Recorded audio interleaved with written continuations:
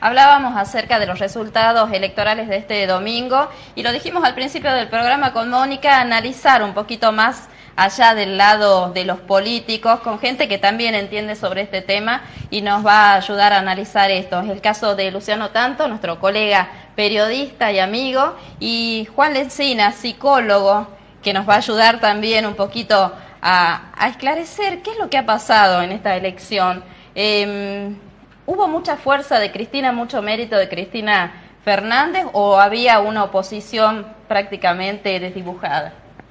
Mira, yo lo que creo básicamente es que, a ver, los psicólogos, siempre lo digo, ¿no? Los psicólogos tenemos, desde el aspecto comunicacional, tomando el aspecto comunicacional, tenemos como objetivo en una psicoterapia decir que uno tiene que estructurar, ayudarle al paciente a estructurar un relato que sea convincente, que tenga una unidad de sentido y pueda sostenerse en el tiempo. Me parece que ese es el mérito del oficialismo de Cristina, y me parece que la oposición no ha sabido estructurar un relato convincente y sostenerlo en el tiempo.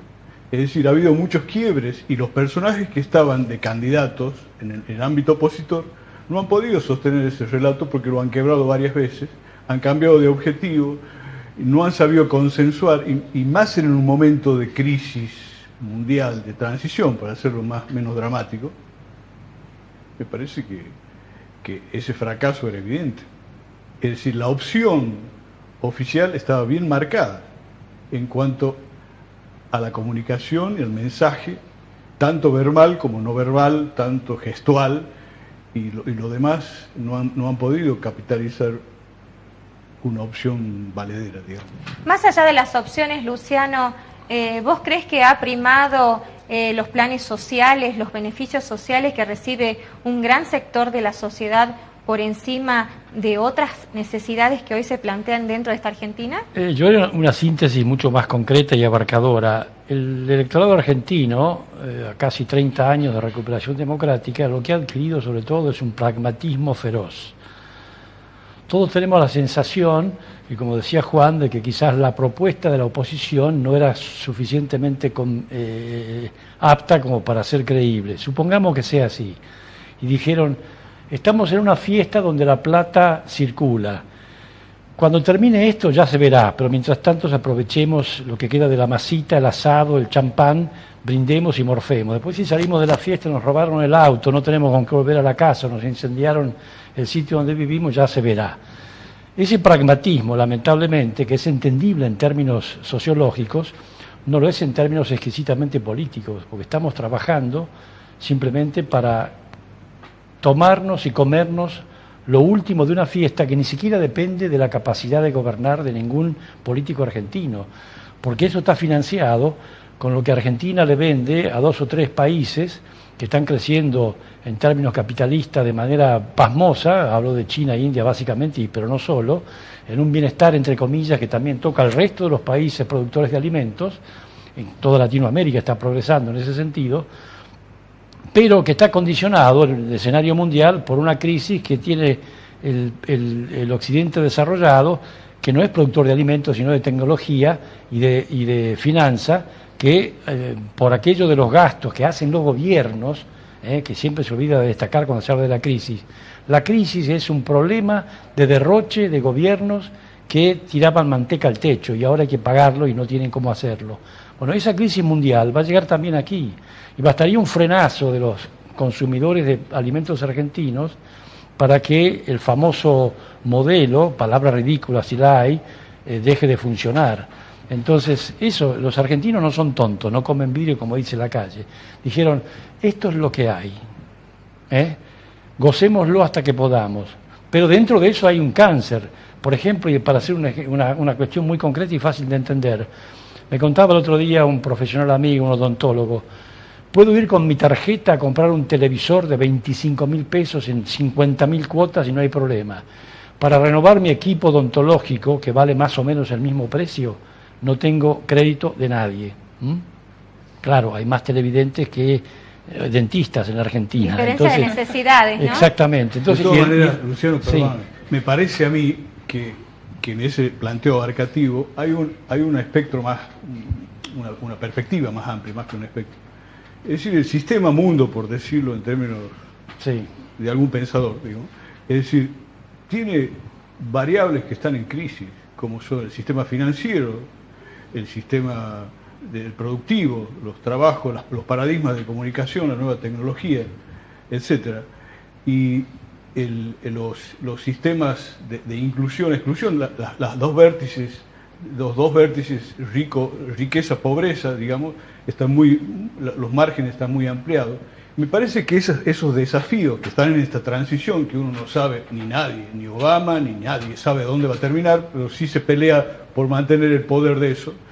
Me parece que en esa transición, Latinoamérica, que tiene una expresión o la oportunidad de expresarse de una manera muy particular y eficiente para defender sus intereses, me parece que en ese aspecto hay muchas respuestas del mismo Brasil, por darte un ejemplo emergente, y me parece que esa respuesta también desde Argentina se capitalizó, dijimos, por acá.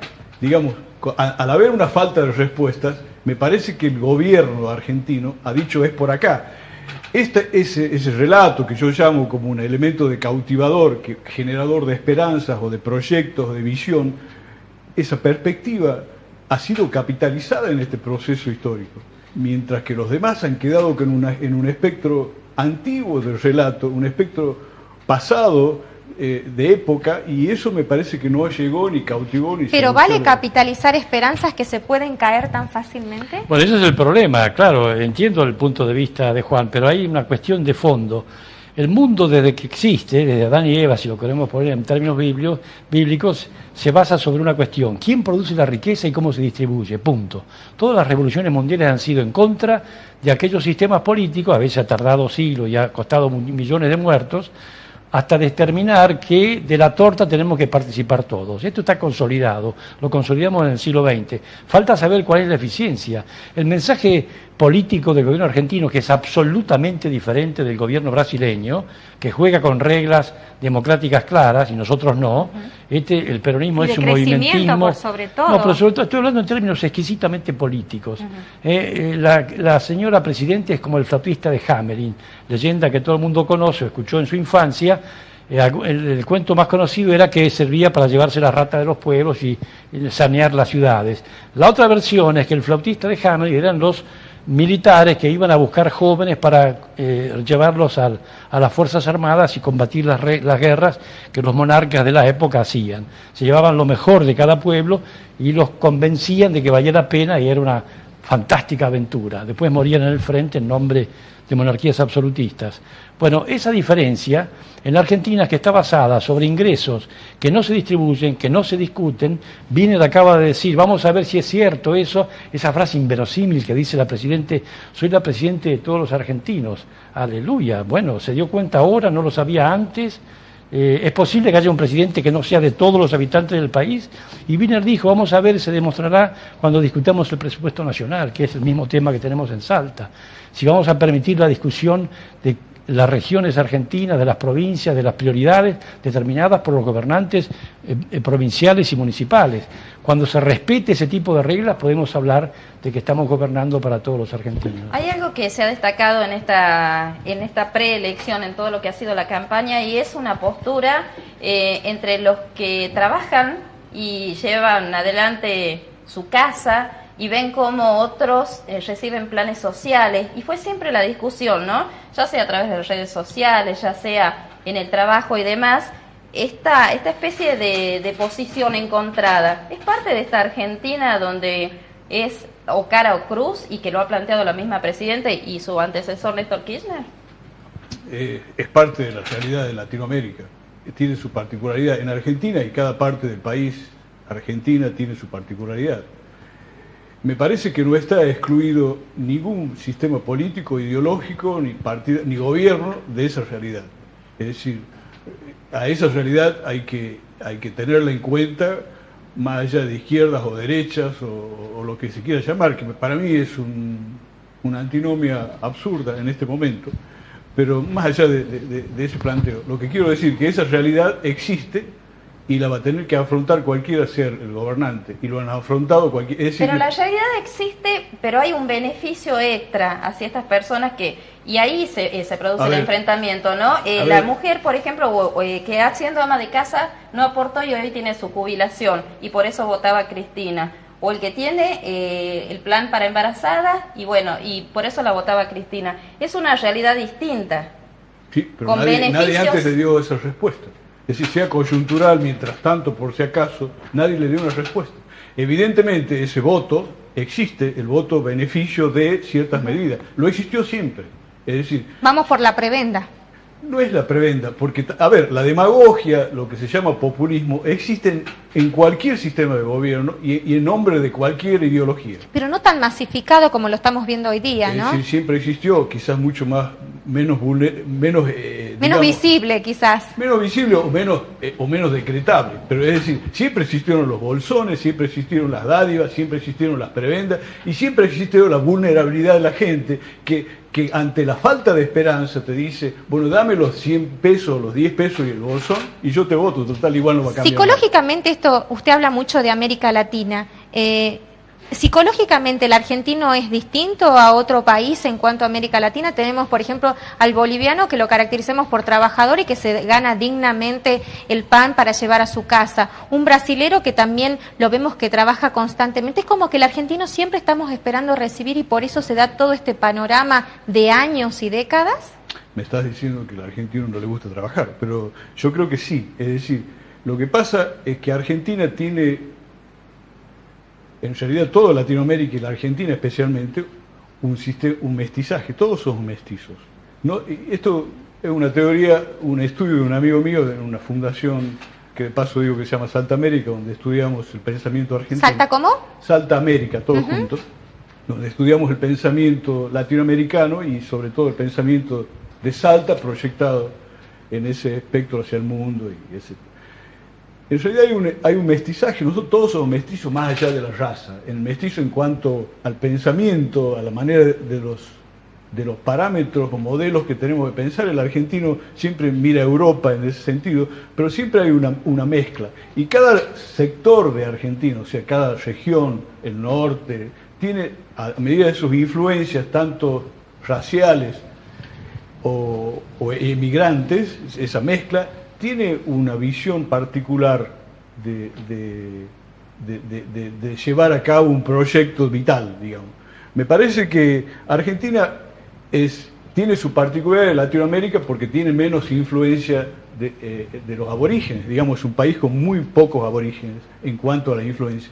Pero en realidad Argentina es un país con una riqueza impresionante y me refiero que siempre ha sido vulnerable, la gente ha sido vulnerable no por una cuestión de que piense distinto o no, sino porque los proyectos políticos centrales han determinado si uno está del lado de la gente, del pueblo, como dice normalmente, o del lado de los intereses generales. Esa es la diferencia para mí que hay que marcar. ¿Cómo hizo Cristina Kirchner para ganar en una población principalmente machista? Yo creo, bueno, eso es un problema de intereses, coincido en ese pronóstico, pero hay una cuestión importante. Siempre se habla de la sensibilidad del gobierno, incorporó madres, jubilados sin aporte, etcétera, etcétera. Jóvenes estudiantes. Todos de acuerdo. Pero eso no es así, es mucho más genérico y mucho más amplio. La base, el control de la economía es la clave de esta cuasi democracia que tenemos. Empresarios, multinacionales, servicios sociales, todo está sostenido con plata del Estado, que es de todos, sin discusión, y tratamos de compensar aquello que no funciona dándole subsidios desde la señora madre joven, soltera, sin hijo, con hijos menores, hasta el más grande de los empresarios. Hoy en día un señor que vive en una casa de 300 metros cuadrados solo paga con un descuento del Estado Nacional que figura en la boleta, y la gente de Villa X, de todas las villas X que hay en la Argentina, tiene que seguir comprando garrafas porque no le alcanza y paga muchísimo más caro el gas. O sea, eso del bienestar que se busca es mentira, es simplemente a través de la economía. Yo te doy a vos y te quito esto si no sos coherente con la oferta y el regalo que te hago. Y eso va desde el más grande de los capitalistas hasta el último de los pobres. Ese sistema económico sin controles, que no se discuten las partidas, que se cambian como jueguito de dados en las ferias, es lo que ha permitido el control absoluto y total del gobierno actual, que está sujeto, por otra parte, a una riqueza producida por gente a la cual se odian o presentan como los malos de la película, que es parte del chiste de la política argentina, ¿no? Ahora, Juan, vos sos un analista en cuanto a los spots publicitarios. Ha hecho bastante... A la comunicación. A la comunicación y la comunicación política. ¿La publicidad de Cristina le dio mayor fuerza justamente con el mensaje que ella tenía para captar el voto de los argentinos? Mira, en realidad es lo que dice Luciano, ¿no? Es decir, hay una realidad económica que en realidad nos condiciona. Es decir, si uno se pone en la mente, en el cerebro del votante, el cerebro humano es como una matroiska. Porque convengamos que fue una publicidad de lo hecho, nada de propuestas, ¿no? Todo lo que se dio, el beneficio que logró. Es como el presupuesto de la provincia, que uno lo lee y es la edición del año pasado. No lo que iba a venir ni lo que se proyectaba. En virtud de eso. Lo que pasa es que en general, digamos, el lenguaje, me refiero al lenguaje del mensaje, no me refiero a la expresión verbal solamente, sino al gesto y a la estructura simbólica de lo que se transmite, es decir, este es el sentido. Es decir, más allá, por eso hicimos esto, este es el sentido. La oposición, como análisis de mensaje, excepto de algunos arrebatos, no, porque es decir, cosas muy pasadas, porque los medios mismos los condicionan. Una cámara en primer plano es muy distinta ahora a una tribuna de antes. Es decir, las tribunas te mantenían una lejanía y quizás la expresión cambiaba. Que en este caso era la publicidad de Alfonsín, ¿no? Por ejemplo. Perdón, realmente yo creo que esta elección la publicidad fue lo menos importante. Sí, claro. Los intereses directos y concretos que yo traté de enlistar son mucho más palpables que el efecto publicitario.